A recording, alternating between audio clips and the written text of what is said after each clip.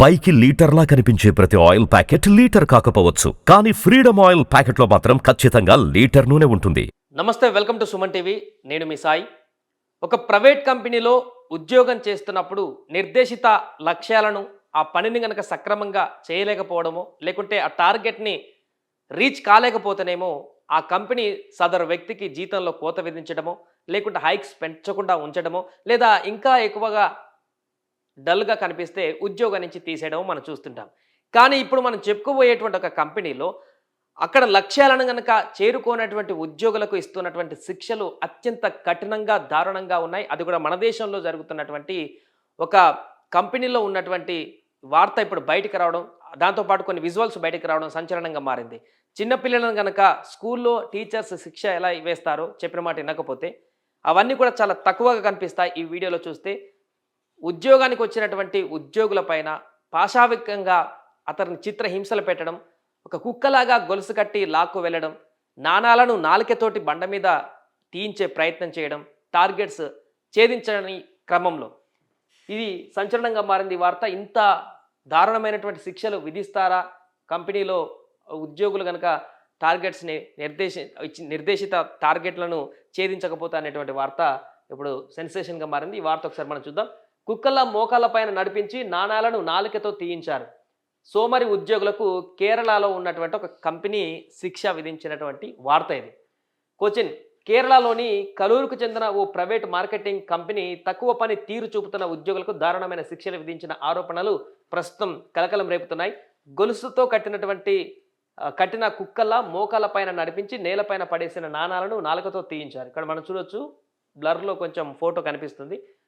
తాడు థ్రెడ్ కుక్క కనుక ఎలా కడతారో అలా కట్టి ఒక మనిషి ఆ వ్యక్తి ఇంకొక మనిషిని లాక్కు వెళ్తున్నటువంటి దృశ్యం ఈ ఫోటోలు చూడొచ్చు. విజువల్స్ ఉన్నాయి, ఇంకా విజువల్స్లో క్లియర్గా కనిపిస్తున్నాయి. సో స్థానిక టీవీ ఛానల్లో ఈ అవమాననీయ దృశ్యాలు ప్రసారం కావడంతో రాష్ట్ర కార్మిక శాఖ మంత్రి వి శివన్ కుట్టి సంబంధిత కంపెనీ పైన విచారణ జరిపి తక్షణ నివేదిక ఇవ్వాలని ఆదేశాలు జారీ చేశారు.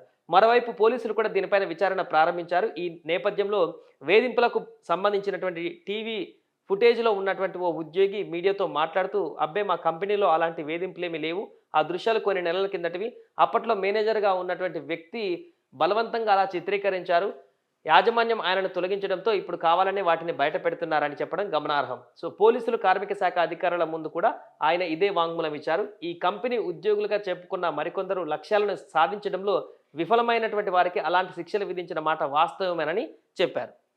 సో అతను కప్పిపుచ్చేటువంటి ప్రయత్నం చేసిన కంపెనీకి సంబంధించిన వ్యక్తి ఇక్కడ మిగతా ఎంప్లాయీస్ని అడిగినప్పుడు బయటపడింది ఇది. లక్ష్యాలను ఛేదించినటువంటి క్రమంలో ఇలాంటి శిక్షలు విధిస్తున్నటువంటి వార్త వాస్తవమే అంటూ కూడా మిగతా వాళ్ళు చెప్పారు. సంస్థ యాజమాన్యం ఈ ఆరోపణలను ఖండించినట్లుగా పోలీసులు తెలిపారు. హైకోర్టు న్యాయవాది ఒకరు ఫిర్యాదు చేయడంతో రాష్ట్ర మానవ హక్కుల సంఘం ఈ ఉదంతంపైన కేసు నమోదు చేసింది. కేరళ రాష్ట్ర యూత్ కమిషన్ను సైతం జిల్లా పోలీసు అధికారిని నివేదిక కోరింది. సో ప్రస్తుతం ఈ వార్త సెన్సేషనల్గా మారింది.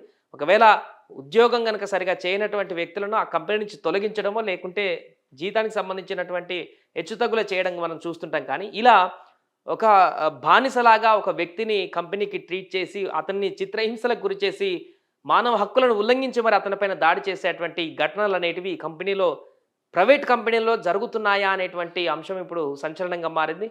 అలాంటి ఘటన అక్కడ జరిగినట్టుగానే మిగతా ఉద్యోగులు చెప్తున్నారు. వాళ్ళని భారీగా టార్గెట్స్ పేరుతో టార్చర్ చేస్తున్నారు, మానసిక హింసకు గురి చేస్తున్నారు, అంతేకాకుండా ఇలాంటి పనిష్మెంట్లు కూడా గురి చేస్తున్నారు అంటూ కూడా వారు చెప్తున్నారు. సో దీనికి సంబంధించిన పూర్తి దర్యాప్తు అయిపోయిన తర్వాత ఇంకా ఇలాంటి చిత్రహింసలు గతంలో ఏమైనా పెట్టడం జరిగింది, ఆ కంపెనీ ఎంతమంది ఉద్యోగులపైన ఇలాంటి ఘటనలకు పాల్పడింది, వాటికి సంబంధించిన పూర్తి వివరాలు కూడా బయటకు వచ్చేటువంటి అవకాశం ఉంది.